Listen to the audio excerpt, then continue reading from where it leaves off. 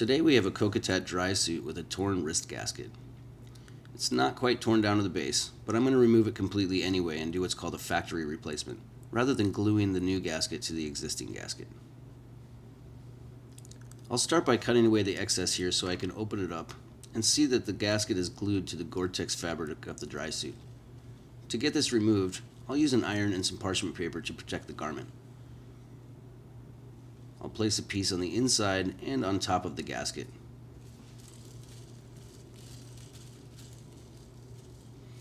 I prefer parchment paper over waxed paper because it is siliconized, but either will work just fine. I'll take a regular household iron on the medium setting for synthetics and apply heat to the gasket for 25 to 30 seconds.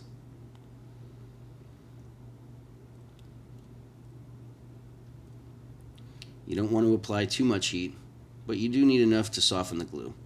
Once the glue has been melted, you can see the existing gasket pulls away from the Gore-Tex easily.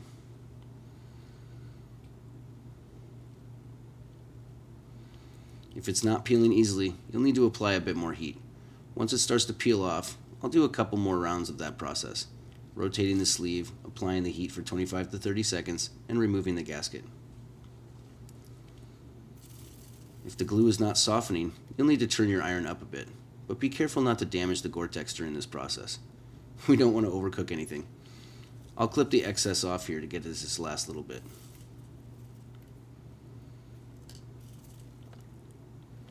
Once the old gasket has been completely removed, we'll be left with just the Gore-Tex sleeve of the dry suit.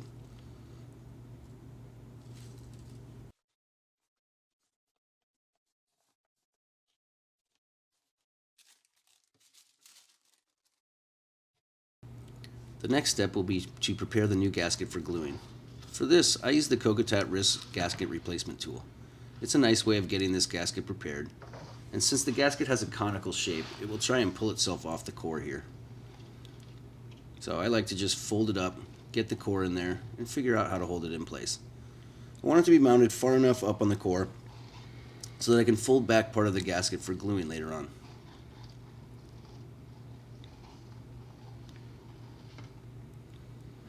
I need about an inch of gluing surface to fold up, which matches the size of the gluing surface on the Gore-Tex sleeve on the left. These 1-inch silicone bands are nice because they are the same size. In order to ensure the gasket doesn't move on the core, I'll go ahead and tape it to the white core to make sure it stays in place. This is temporary until I get a band around it to hold it in place.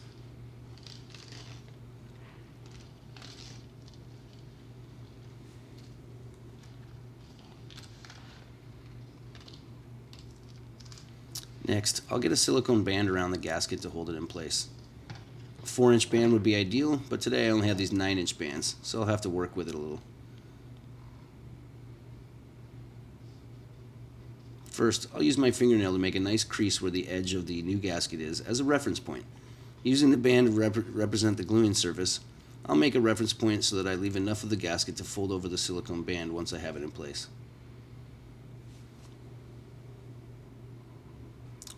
Next, I'll wrap the silicone band to get it in place. The tape here is temporary, so once I remove it, the band will be the only thing holding the gasket onto the core. And once I get it on, I'll work it into place to make sure that I have at least an inch of gasket hanging out, which I'll fold over in a bit before we apply glue. It's just a matter of working the band into the right spot and lining everything up. Now that the band is in place, I'll use a stir stick to gauge the gap between the edge of the gasket and the band. It's hard to see in the video, but in real life it's much more noticeable. I've also put a 3 3/4 inch foam plug into the core off camera to keep it rigid and push out on the core. Next, I'll apply a second band temporarily to double check that I have the spacing I need for gluing. I'll use this second band that I'm clamping in place temporarily just as a better reference point for me to fine tune the orange band. It gives me a 1-inch gap between the edge of the gasket and where I want my orange band to be.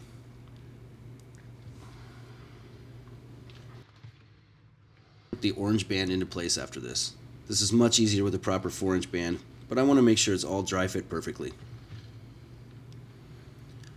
I like to leave a little extra space on the gasket to account for folding it up over the orange band.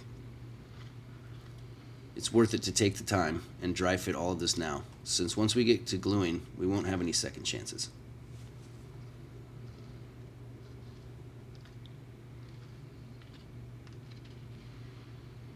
Once the green band is where I'd like it to be, I'll start working the orange band into its final position. I'll speed this up so you don't have to watch the entire process, since it can be a little tedious with these 9-inch bands.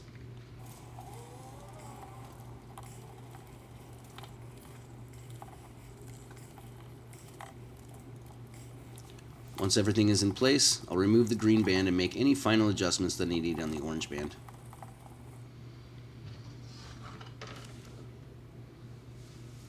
I'll grab a stir stick here and just verify visually that the orange band is in the right place.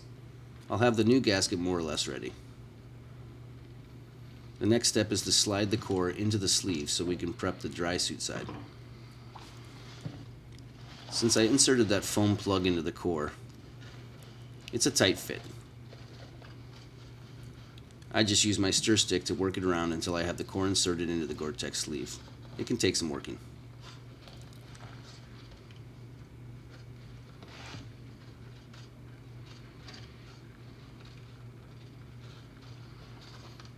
Once I get the sleeve fully inserted, I'll slide it up on the core a bit.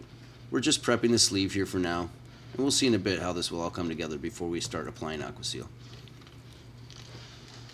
I'm just pushing the sleeve onto the core, and I'll remove the tape that was holding the gasket in place at the start. The band is now holding it on, so we'll get some extra space to work with. Before I start prepping the sleeve for gluing, I'll go ahead and fold the new gasket over the orange band. This gets the gasket out of the way, and also exposes the part of it that will fold over later to glue onto the sleeve. I have the chance to make any minor adjustments that I want to make. The orange band is thick, so it may not appear as though we have enough gasket folded over, but there is enough. Once that is folded up, I can take a little sandpaper and rough up the gluing surface of the gasket. I'm just doing a light sanding, creating some texture that will help the Aquaseal bond better. Once I've finished sanding, I'll double check that the gasket is folded over the orange band as much as it can be, and make any final adjustments that I need to make.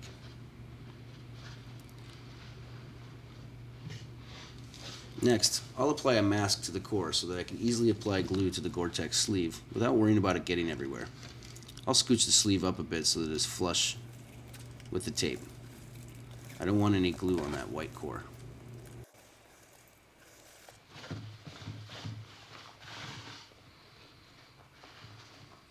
Once I have that in place, I'll mask off the other side of the gluing surface on the sleeve. I'll simply follow the glue line left from when I removed the old gasket and get another piece of tape in place. This will isolate the gluing area on the sleeve and give us a nice clean surface to apply Aquaseal to. We won't have to worry about it getting all over the place, and when we remove the mask later on, we'll have nice clean glue lines. Before I apply any Aquaseal, I just want to make sure that everything is pushed into place and that we're ready to go. I'll also make sure to put on my mask, as Aquaseal is not good to breathe. Finally, I'm ready to start applying Aquaseal. I want to be sure to prop the sleeve up on something to make sure the glue surface is not making contact with the workbench. I don't want any dirt or debris getting on there. I'll apply a small amount of Aquaseal. I'm not using any cure accelerator for this one, but you could if you wanted to speed up the time it takes for the glue to get tacky and also fully cure. Once the Aquaseal is on the Gore-Tex, I'll use a stir stick to spread it around. I want to make sure to get full coverage on the gluing surface. I generally add a slight bit more glue than I need in the end, but I can remove the excess easily. I'll speed this up for you, but the goal is to get a thin, even coat of Aquaseal. We don't want too much because it will squeeze out later, but we want to make sure that the glue surface is completely covered. Once I have good coverage, I'll make sure to scrape off any excess before setting aside until the Aquaseal gets tacky. This can take an hour or so depending on temperature and humidity. If you use a cure accelerator, it'll take about 15 minutes. Once the Aquaseal is tacky, I'll remove the mask between the sleeve and the new gasket. The sleeve will still slide on the core, so I'll be able to shimmy it into place against the new gasket.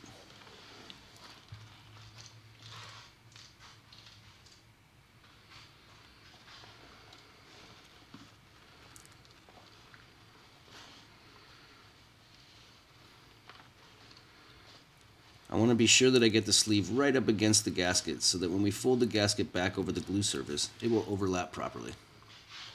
Next, I'll fold the gasket over the glue surface and shimmy it into place. I want to be sure to keep the sleeve propped up so that no dirt or debris gets into the Aquaseal.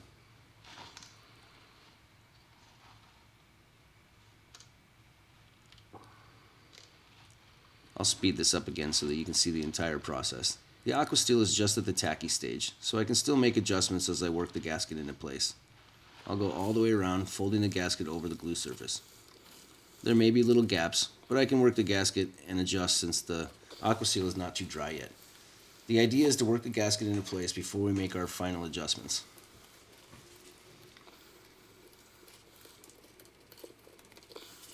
Once the gasket is in place, I'll start folding the orange band over and work out any final gaps that may have formed.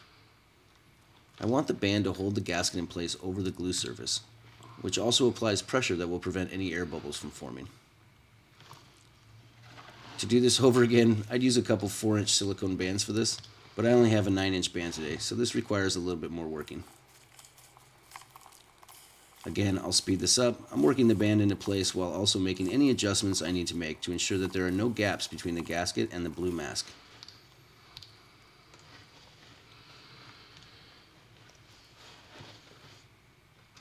Once the gasket is in place, I'll remove the masking tape and start to work the orange band into place, overlapping the edge of the gasket.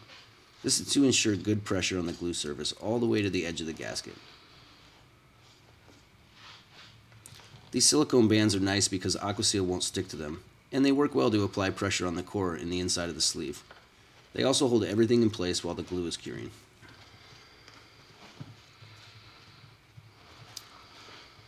Once it's all in place, I'll grab a roller and just make sure that any air bubbles that may have formed in between the sleeve and the gasket get pushed out. There shouldn't be any, but it never hurts to make sure.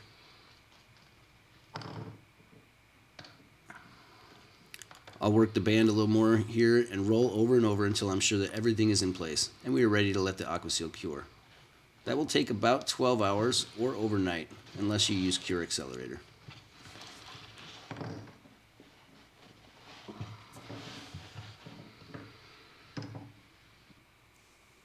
Once the Aquaseal has fully cured, I'll come back and remove the orange band.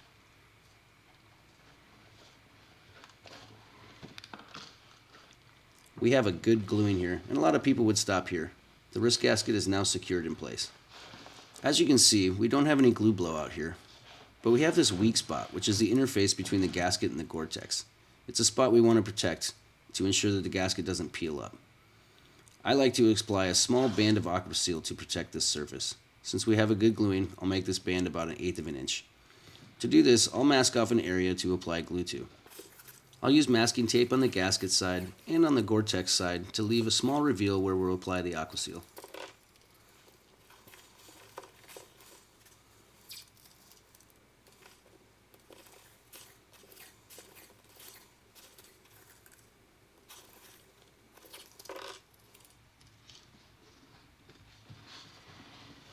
I'll make sure that the mask is nice and tight, and then I'll start to apply a very small amount of Aquaseal.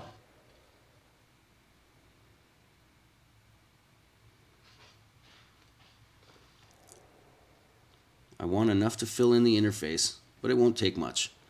I'm applying a small amount of pressure on the Aquaseal tube here to apply it, and then I'll use a stir stick after to work it in and remove any excess.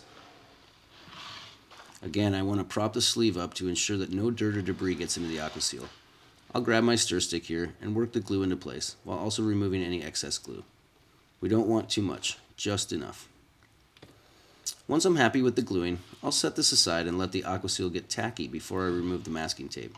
This will ensure that we have a nice clean line when this is finished.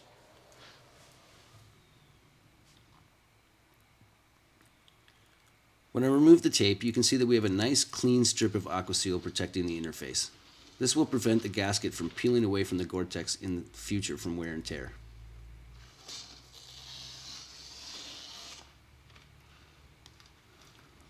This is a very good glue, and we'll go ahead and let the Aquaseal cure fully now. That will take 12 hours or overnight if you don't use any Cure Accelerator. If you use Cure Accelerator, it will take about 4 hours or so.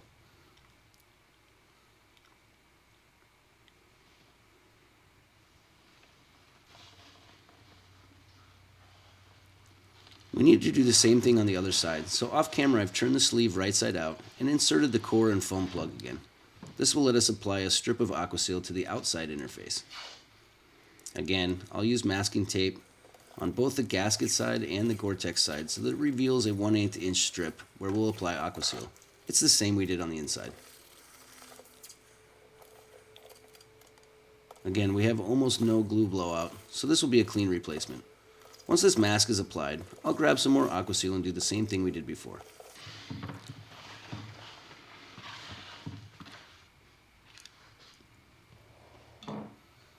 As before, I'll just apply enough Aquaseal to fill in the gaps.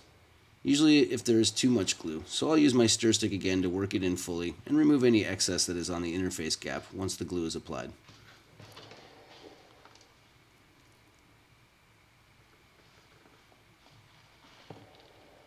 Once I'm happy with the glue application, I'll set this aside again until the Aquaseal becomes tacky.